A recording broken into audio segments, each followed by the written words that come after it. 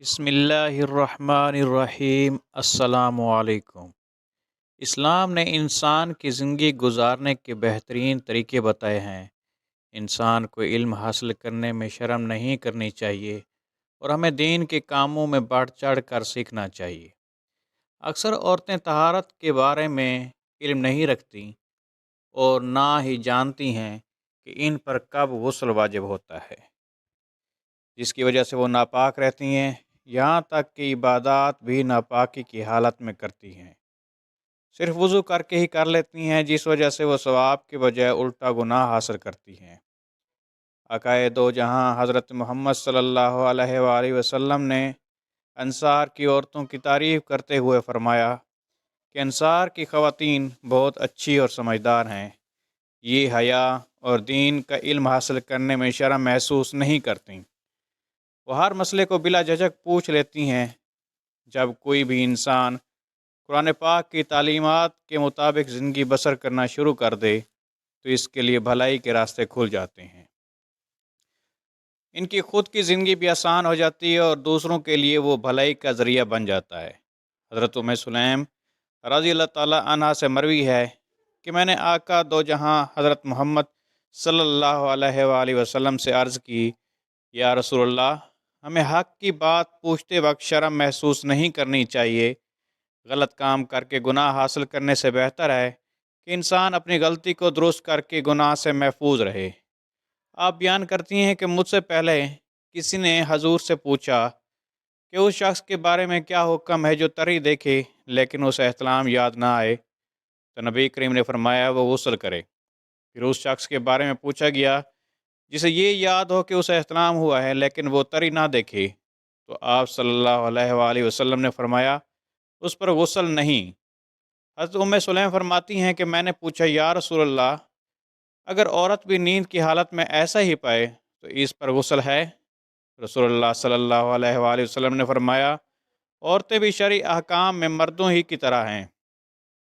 اسی طرح مسند احمد کی حدیث نمبر 851 میں ہے کہ ام المومنین ام سلمہ رضی اللہ تعالیٰ عنہ سے مروی ہے کہ ایک دفعہ ام سلیم نامی عورت حضور اکرم کی بارگاہ میں حاضر ہو کر عرض کرنے لگی، یا رسول اللہ، اللہ حق بات کو دریافت کرنے پر نہیں شرماتا، اس لیے میں آپ کے پاس یہ دریافت کرنے آئی ہوں کہ جب کسی بھی عورت کو احتلام ہو، عورت پر غسل واجب ہوتا ہے؟ ام سلیم رضی اللہ تعالیٰ عنہ کی بات سن کر حضور اکرم نے مسئلہ بتایا کہ جب کوئی بھی عورت اپنے کپڑوں کو گیلا محسوس کرے تو اس پر غسل واجب ہے۔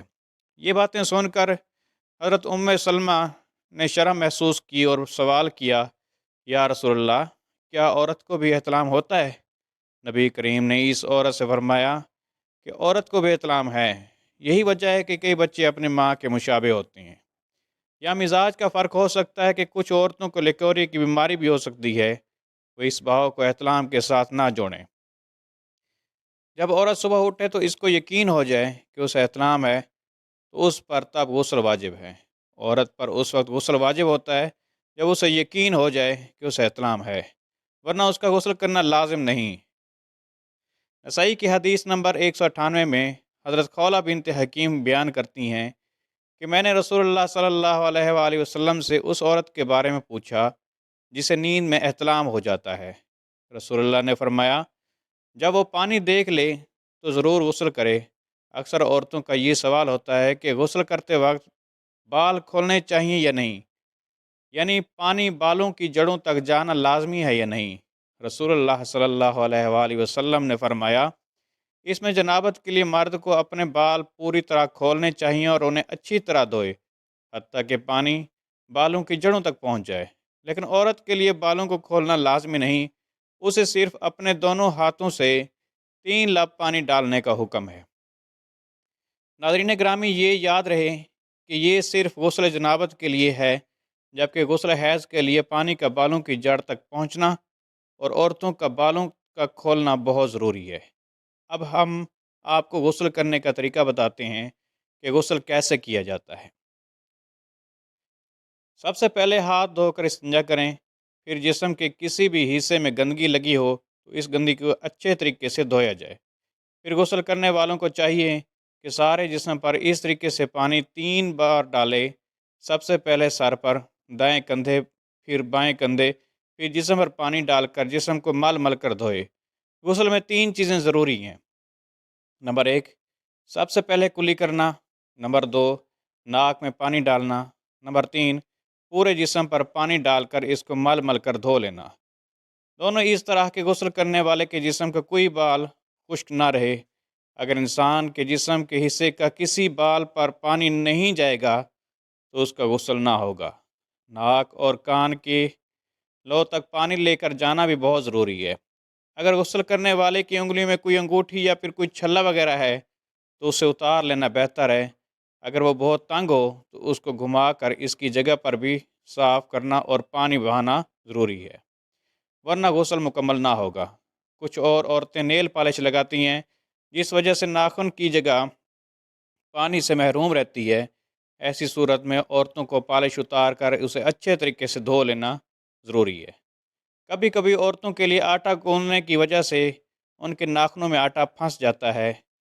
عورتوں کو چاہیے کہ اسے نکال کر اچھے طریقے سے ناخنوں کے اندر میں پانی ڈالیں تاکہ جسم میں کوئی بھی حصہ خشک نہ رہ جائے۔ غسل کرتے وقت جسم کے ہر حصے کا طاہر ہونا بہت ضروری ہے، ورنہ غسل نہ ہوگا۔ اللہ سے دعا ہے کہ وہ ہمیں دین کی باتوں کو سمجھنے کی توفیق عطا فرمائے۔ آمین۔